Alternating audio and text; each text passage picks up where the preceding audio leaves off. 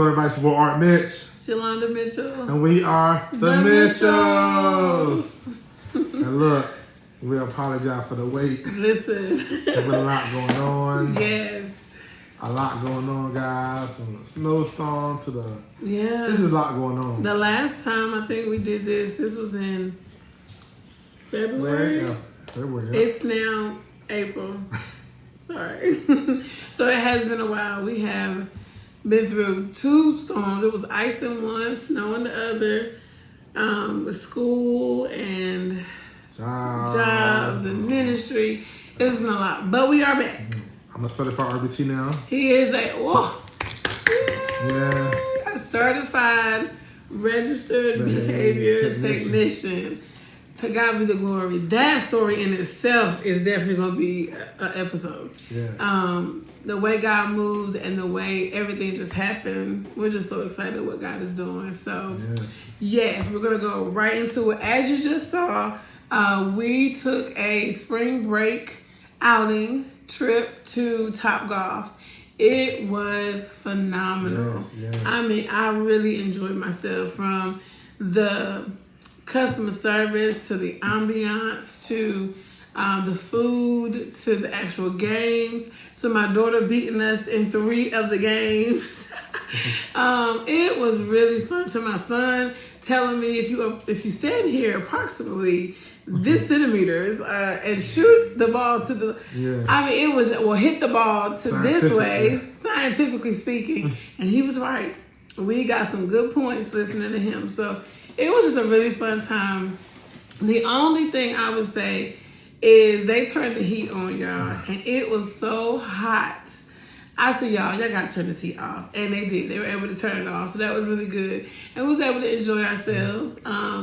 We don't golf often. So we really had a good time and figured out that for some of us, it might be a new talent. So we're gonna have to explore that. But yes, we had a really good time. So we're gonna go right into it. We're not gonna belabor the time. We are discussing part 3 of how we almost lost it all. Specifically my husband. We are talking about how fasting and praying, how it saved our marriage. And we want to go into part 3. I will let my husband start this off, and then I'll chime in as we move on through. I thought that getting outside the 32nd. Time was just getting crazy, man. I was really getting up there, like I was feeling myself. I was feeling like I was the man. Like I say, as I was a Freemasonry, one of the bigger things, I feel like I had power. Going back to the story, my wife remember the story. We going to a restaurant one night, and they had the ID. So they ID'd my wife. When they started emblem on my neck, he's like, "Yo, I don't need an ID. I know who he is." Yeah. And just having that power, but it wasn't a power I needed. I wanted. It was demonic power, satanic power that caused me to go down a rabbit hole. So getting back to story 32nd, really get up there. So now I'm at the point where I'm actually in New Orleans, like we spoke before. A lot of things went on in New Orleans. Like I said, I met the woman there and things like that. So then I'm on the way back when the thing really started getting worse. Got back again. The women have an intuition and feel something. They feel it, and 99.9% they're correct. Yes. So never forget that one night I was asleep. I'm a light sleeper. If you drop a pin on the floor, I can hear it. Yeah. So that one night I was knocked out, and she got up, saw my phone, and everything came out. But the fun thing about it, let me tell you how God is and how dumb the enemy is. She didn't find a text message. She found the screenshots. And you know how the phone, when you actually touch it on the back, whatever, it's screenshot? Well, I had no idea it screenshotted them text messages. So she ended up finding text messages from the female, for the guy, from the lodge, all kind of stuff. She woke me up and went to like a little aunt, maybe, when married couples we argued. Got a little heated argument. The next day, still arguing. So in the midst of all this, I ended up buying a phone. And, in the midst of this. Yeah, in the midst of it, I bought a phone. I said, "I'm not stopping this. No, I was in a demonic covenant. Yeah. I'm not stopping this. I'm gonna keep on going." So I got into the phone, got the girl number. We were talking on the phone. And then ended up coming multiple girls. So at that point, man, when you had that lustful spirit, you gonna get yourself in any kind of thing. You be in a world of trouble. You don't have to go from one girl to one girl, and you so messed up because you trying to fit in four. You get greedy. Mm-hmm. You want more and more. So then we get the phone, and I was a man. The guy. It's funny because y'all be mindful who you're around. The man at the live time, get you to the phone. Make sure you don't find it. Tell him where to hide it at, and what to do. A happy wife, a happy woman, a happy life. There's so many wrong things that at that moment I had no intention to listen to a believer because I was part of the lie. So hey, I'm gonna do what they do, and they never got caught. And honestly, they never got caught, but I did. So in the midst of all of this, one day never forget. I had the phone hid, guy. I mean, hid like she had no idea. And it's funny because tell a story about my daughter.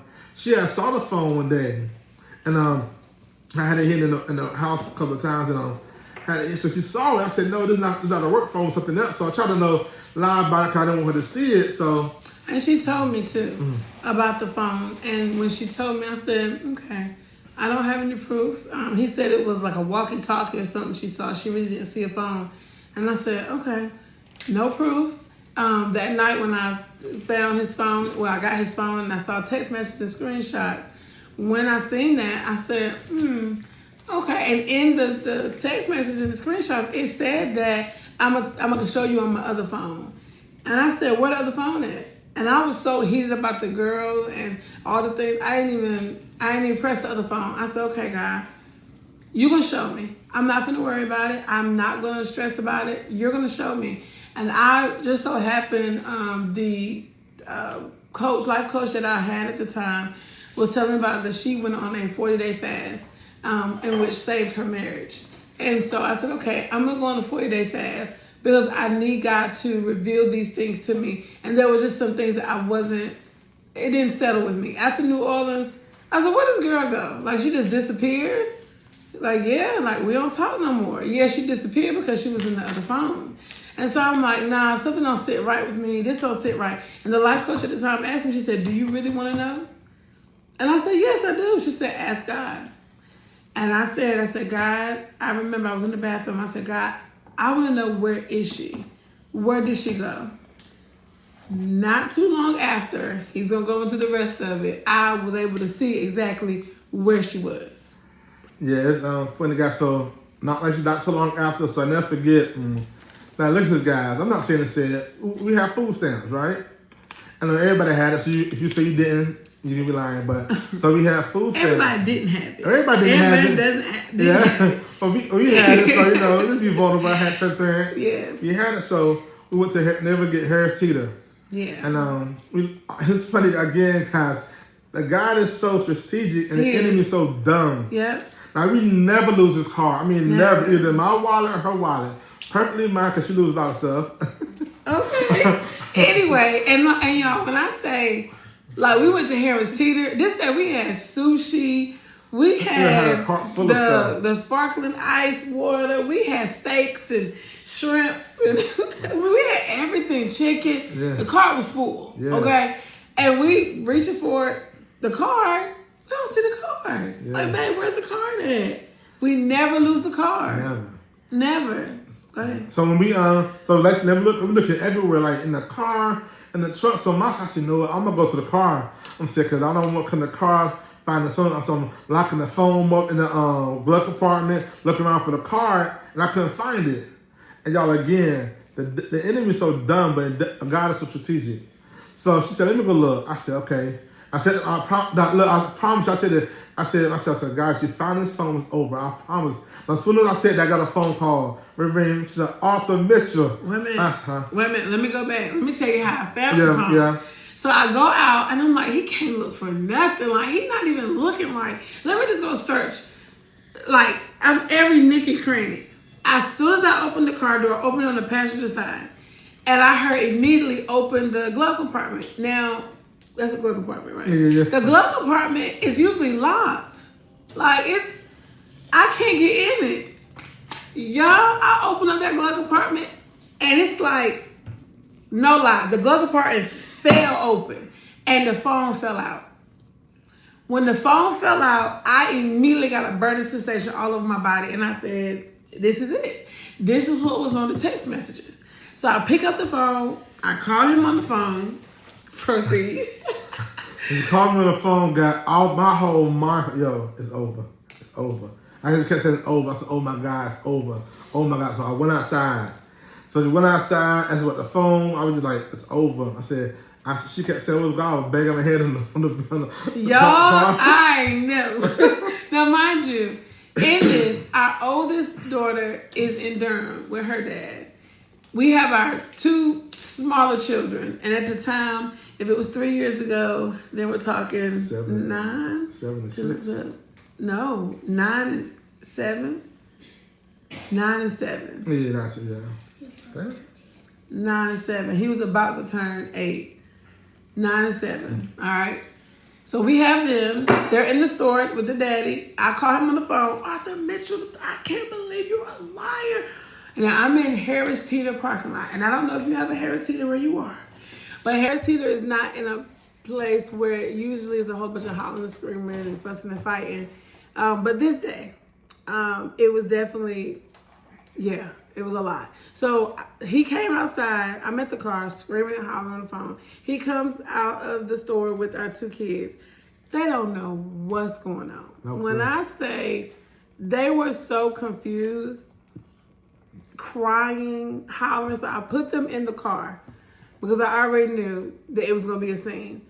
I put them in the car. Now, mind you, y'all, I am probably in, I want to say day 18 or 20 of my 40-day fast. I'm halfway through the fast.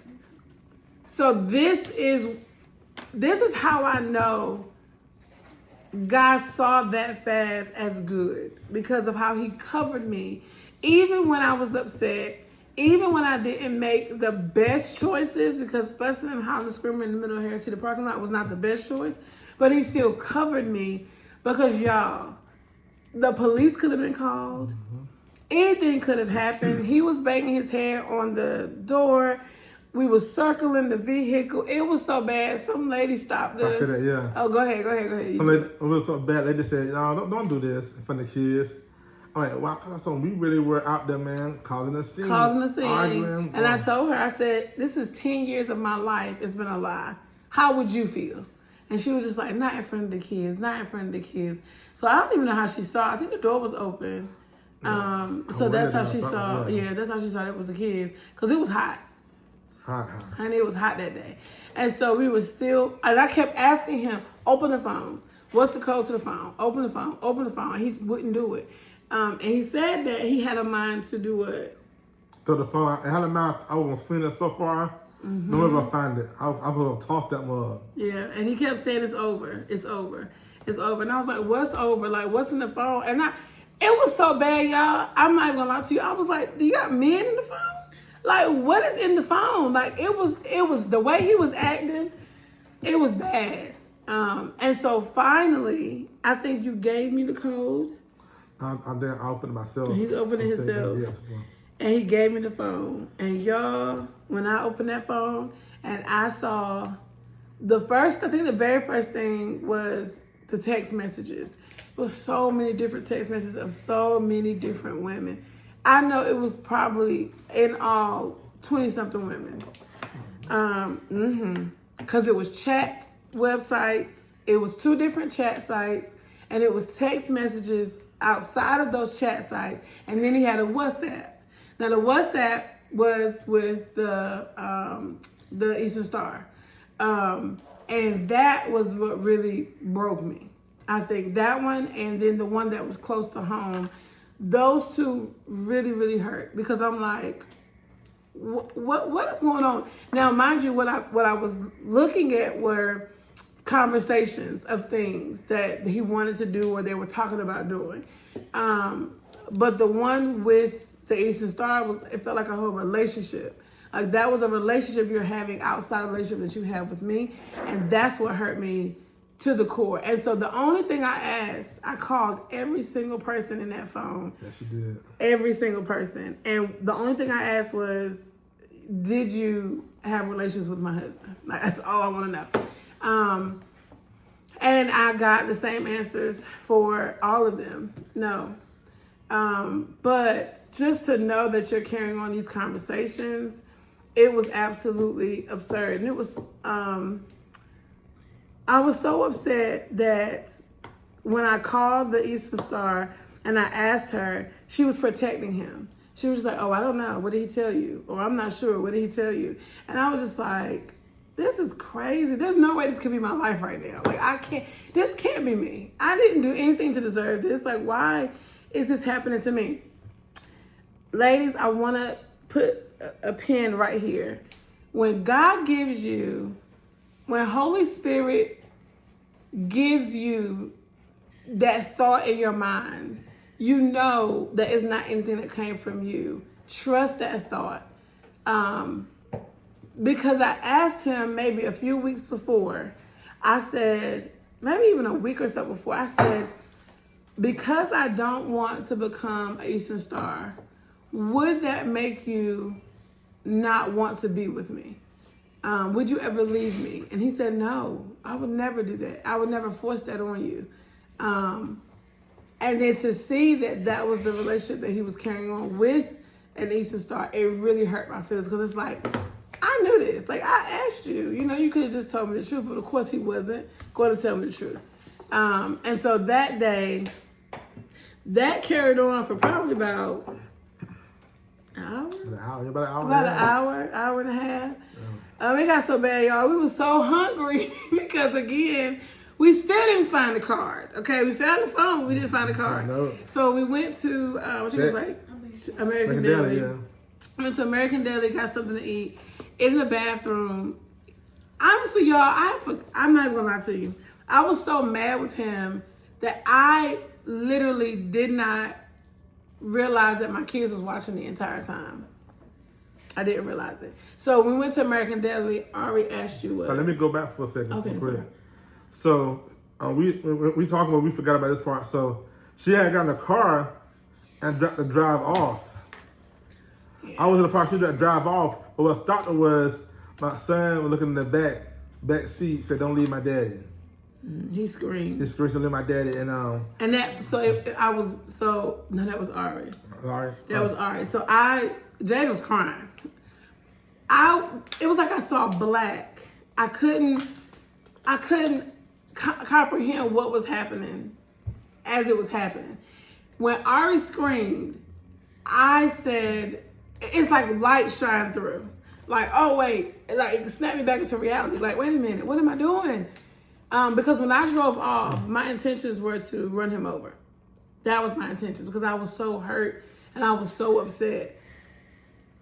My children are already traumatized by what they're seeing. Can you imagine if they would have seen their mother run their father over, being that small, what that would have done to their minds, their emotions?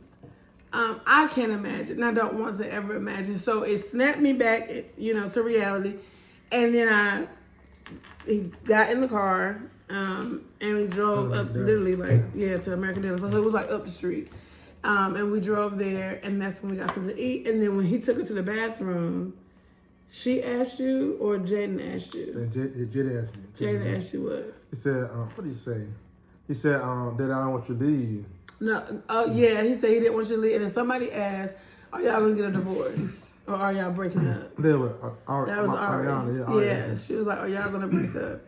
And I looked at her and I told her, when he came back out, he told me. And I looked at her and said, Ari, I don't know. I can't answer that question right now. That was a pivotal point in my marriage.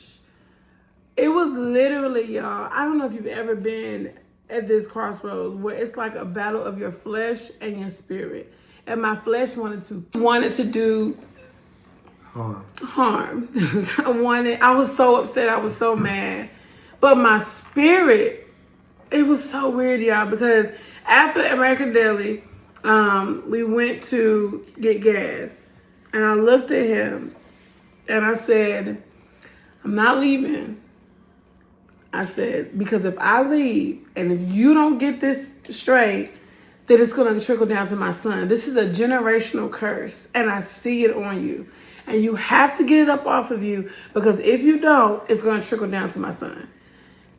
My flesh did not want to say that. My flesh was like, girl, bye, we leaving. Like, let's pack up the bags and go.